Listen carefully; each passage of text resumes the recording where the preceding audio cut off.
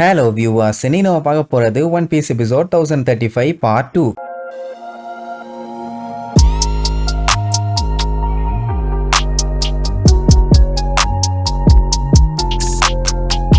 Open பண்ணா போன பாட்டுல மொமனசுக்கே கதர்னு தலைவலியில கதறிட்டு இருந்தால கின்னு மத்தவங்க எல்லாம் என்னாச்சு ஏதாச்சுன்னு கேட்டா அவன் ஏதோ ஒரு விஷயத்த ஃபீல் பண்றான் போல. சோ எல்லாத்துக்கிட்டையும் ஒரு முக்கியமான விஷயத்த சொல்லணும்பா. சொல்லுடா சொல்லு, என்ன வேணுமோ சொல்லு அப்படின்னு இருக்கும் போதுதான் அந்த சைபாருக்கு எல்லாம் சரண்டர் ஆயிருங்க, லேண்ட் ஆஃப் ஆனோவே கைடோவோட காலுக்கடியில வந்து மண்டி போட்டு மன்னிப்பு கேளுங்க, ஏன்னா நீங்க பேட்டில் ஆல்ரெடி தோத்துட்டீங்க. ஸ்டார் ஹேட் கடலோட ஆழத்துக்கே போயிட்டான், இனிமேட்டு அவனோட பாடி கூட கிடைக்க போறதில்ல அப்படின்ட்டு சந்தோஷமா சொல்லும். அந்த டைமுங்கும் போது நம்மளால இருக்க இடத்துல சைபார்க் தவளை ஒண்ணு சுத்திட்டு இருக்குமா. அதை பார்த்துட்டு ஷினோபு பயங்கரமா ஷாக் ஆயிருவா. அட கன்றாவியே, இது இங்க இருக்குதுன்னா இவங்க இங்க இருக்காங்கன்னு சொல்லி எல்லாத்துக்குமே தெரியுமே, இது ஒரு சிசிடிவி கேமரா வாச்சே, பிக் பாஸ் கண்ணாச்சே. ஐயோ கின்னு நமக்கு பஞ்சாயத்துன உடனே அப்ப எனிமீஸ்க்கு நம்ம இருக்க இடம் தெரியுமா, எப்ப வேணாலும் வருவாங்களா அப்படின்னு சொல்லிட்டு இருக்கும் போது யாரோ ஒருத்தர் படி ஏறி மேல வர சவுண்ட் கேட்கும். போச்சு, எனிமி வர்றாங்கன்னு தெரிஞ்சு போச்சு. ஆனா யாரா இருக்கும்னு சொல்லி ஆர்வமா பாத்துக்கிட்டு இருக்கும் போதுதான் போன எபிசோடு காஞ்சிரோ வரைஞ்சானே ஓடன் அந்த ஆள் தான் மேல வந்து நின்னு,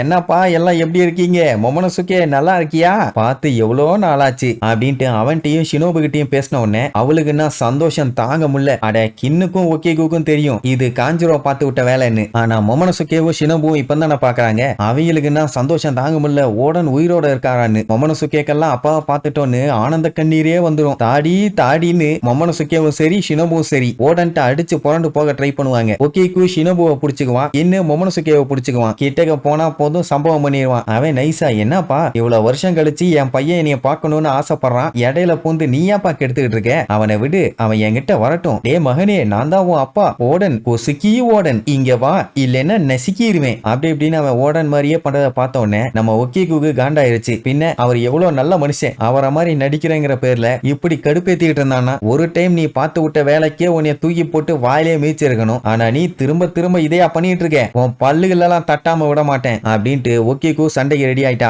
என்ன கின்னு, ஏன் உன் மூஞ்சி இவ்வளவு கொடூரமா மாறுது, நான் தான் என்னைய தெரியல, இந்த பால் வடிகிற முகத்தை அட்டாக் பண்ணுவியா அப்படி இப்படின்னு பயங்கரமா டிராமா பண்ணுவான். ஓகேக்கு ரொம்பவுமே ஃபீல் பண்ணி அழ ஆரம்பிச்சிருவா. ஏன்னா அசுரா இவனை தடுக்கணும்னு சொல்லி அவனோட உயிரையே விட்டுட்டான். அதுவும் காஞ்சிரோவை கொல்றேன்னு சொல்லி அவன் டைவடிச்சு ஏதாச்சும் பண்ணா கூட பரவாயில்ல, வெறும் டிராயிங்க கொல்ல அவன் உசிரியே விட்டுட்டான். அதனால உன்னை கொல்லாம விட மாட்டேன்னு வெறிகொண்டு ஓடி வருவாளா. அவன் பேசியே மயக்க ட்ரை பண்ணுவான். ஆனா இந்த டைம் அவன் அசர்ற மாதிரி இல்ல, அவளோட ஹாக்கி பவர் எல்லாம் எடுத்து ஓங்கி வெட்ட வரும்போது ஒரு சின்ன மெமரியை ஞாபகப்படுத்தி விட்டுருவான். நீங்க எல்லாம் சாப்பாடுக்கு ரொம்பவும் கஷ்டப்பட்ட போது நம்ம எல்லாம் ஒன்னா உட்காந்து வயிறு நிறைய சாப்பிட்டோமே, மறந்துட்டியா, அந்த டைம் நீ பசியில வாடும் போது உனக்கு வயிறு நிறைய சாப்பாடு போட்டது யாரு, நான் தானே அப்படின்ட்டு அந்த விஷயத்தை கிளறி விட்ட உடனே அவளுக்கு என்ன பண்றதுனே தெரியல. ஓங்கன கத்திய அப்படியே ஸ்டாப் பண்ணிடுவான். இதுலயே தெரிய வேண்டாம் இவன் லாய்க்கே இல்லைன்னு. அவன் அதுக்குள்ள கத்தி எடுத்து ஒக்கிக்குவோட வயிற்றுல ஒரே சுருகு. எல்லாம் பார்த்துட்டு ஷாக் ஆயிட்டாங்க. என்ன பண்றது, அவன் ஓடன் உருவத்துல இருந்துகிட்டு பழைய விஷயத்தெல்லாம் நோன்றதுனால அவளால எதுவுமே பண்ண முடியல. இதுல வேற நான் அவனை கொல்றேன்னு வேற பில்டப்.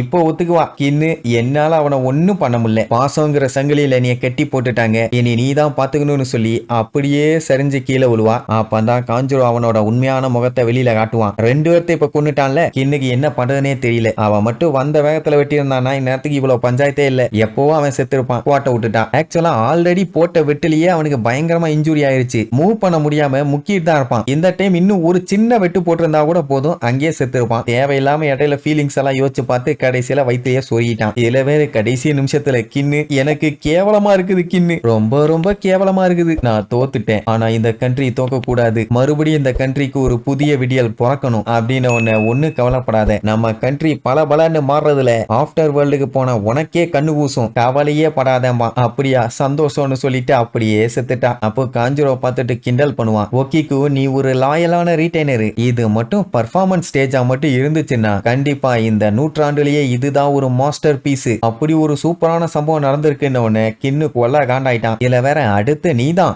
யாரா இருக்கியாடா கின்னு உடனே அவன் கடுப்பாயிட்டான். அவனை செத்தடா நீன்னு. இப்போ இந்த ஃபைனல் ஸ்டேஜ அவன் தான் செட் பண்ண போறானாமா. அதனால என்ன மீறி உன்னால எதுவும் பண்ண முடியாது. இந்த சண்டையே ஒரு ஸ்டேஜ்ல நடக்கிற மாதிரி கன்சிடர் பண்ணிட்டு அவன் நம்ம கின்ன வீக்காக்க தான் பிளான் பண்ணுவான். இப்போ கின்னு ஸ்ட்ராங் ஆனாலே எப்படியும் ஜெயிச்சிருவான். அவனோட மனசை வீக் ஆக்கினாலே போதும், அவன் டைவர்ட் ஆவான், அந்த கேப்ல அவனை போட்டு தள்ளிடலாம். அதுக்காக நைஸா குத்துவான். உங்க கூட்டத்துல இருந்த உங்களோட ஃப்ரெண்டே உங்களுக்கு துரோகம் பண்ணி கடைசியில உங்க லாடையே கொன்னுட்டான். இப்ப அடுத்தடுத்து எல்லாம் செத்துட்டு இருக்காங்க. வாட்ட பிட்டி இனி அடுத்தது உன்னோட ரோல் தான். எப்படி சாகணும்னு ஆசைப்படுறக்கின்னு இந்த ஸ்டேஜ்ல உன்னோட சம்பவமும் ஒரு பெரிய ரெக்கார்டா ஆக போகுது அப்படின்னு சொல்லிட்டு ஆல்ரெடி கடுப்புல இருந்தவனை இன்னும் நல்லா கடுப்பேத்தி விட்டுட்டான். அவன் வந்த வேகத்துக்கு ஒரே போடு வாய பொழந்துக்கிட்டு முக்குவான். கீழே விழுவான்னு பார்த்தா அப்பவும் விழமடைகிறான். அவ்வளவுதானா அப்படின்ட்டு காஞ்சிரோ கூட டைம் பண்ண விஷயம் பூராத்தையும் ஞாபகப்படுத்தி விடுவான். ஆனா எதுக்குமே நம்மளால அசர்ற மாதிரி இல்ல. அப்படின்னா என்னோட பிளே டைம் ஓவர், ரோல் அப்படியே இழுத்து விட்டினா இந்த ஸ்டேஜை க்ளோஸ் பண்ணிடலாம் அப்படின்னு சொல்லிட்டு கடைசியா அவன் என்ன சொல்லுவானா, நம்ம ரெண்டு பேரும் அவ்வளோ பெஸ்ட் ஃப்ரெண்டா இருந்தோம் அப்படின்ட்டு அதை விஷுவல் பண்ணி பார்த்துட்டு அங்கேயே போத்துன்னு விழுவான். அவ்வளவுதான், காஞ்சிரோவோட சோலி முடிஞ்சது. பட் கின்னால இன்னுமே ஏத்துக்க முடியல. ரொம்பவுமே ஃபீல் பண்ணி அழுவான். பட் இருந்தாலும் அவன் பண்ண வேலைக்கு